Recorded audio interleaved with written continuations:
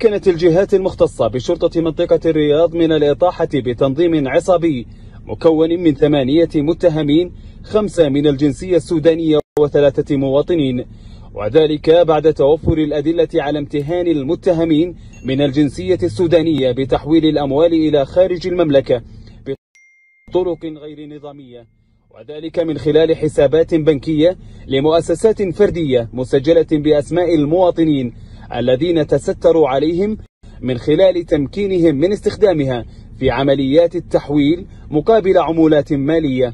وقد تجاوزت المبالغ المالية التي تمكنوا من تحويلها خلال العام الحالي 2020 500 مليون ريال، كما عثر بحوزتهم على مبالغ مالية مجهولة المصدر قاربت 2 مليون ريال سعودي، وقد جرى إيقافهم واتخذت بحقهم كافة الإجراءات. السلام علیکم ورحمۃ اللہ وبرکاتہ۔ بسم اللہ الرحمن الرحیم۔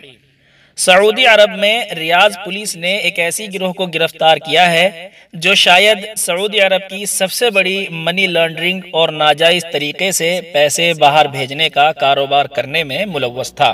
ریاض پولیس نے اس کی تفصیلات بتاتے ہوئے کہا ہے کہ اس گروہ میں 5 سوڈانی اور 3 سعودی شہری شامل ہیں، جس میں سعودی شہریوں نے اپنے نام سے ایک فرضی کمپنی کھول رکھی تھی اور اسی کے ذریعے یہ ریال باہر ملکوں میں بھیجے جاتے تھے۔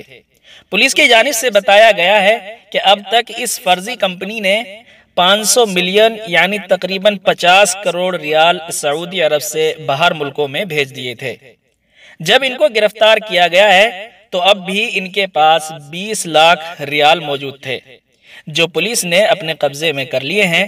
اس گروہ کو پکڑ لیا گیا ہے اور منی لانڈرنگ کے متعلق اب تو سعودی عرب میں بہت ہی سخت قوانین ہیں۔